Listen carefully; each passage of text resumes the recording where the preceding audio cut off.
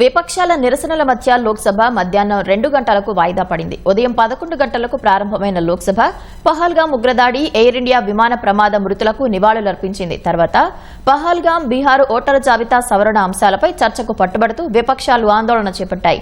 వారి నినాదాల నడుమే స్పీకర్ ఓం బిర్లా ప్రశ్నోత్తరాల గంట చేపట్టారు. అయితే విపక్ష సభ్యులు తమ నిరసనలను విరమించలేదు. ప్రశ్నోత్తరాల తర్వాత అన్ని అంశాలపై చర్చిద్దామని స్పీకర్ ఓం బిర్లా సభ్యులకు విజ్ఞప్తి చేశారు.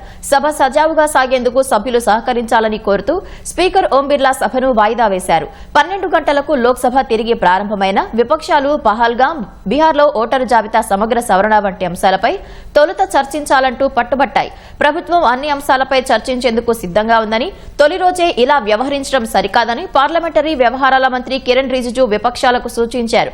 ఏ అంశాలు చర్చకు రావాలో బిజినెస్ అడ్వైజరీ కమిటీ కాసేపటి తర్వాత నిర్ణయిస్తుందని రిజిజు తెలిపారు. అనంతరం లోక్సభ మధ్యాహ్నం 2 గంటలకు వాయిదా పడింది.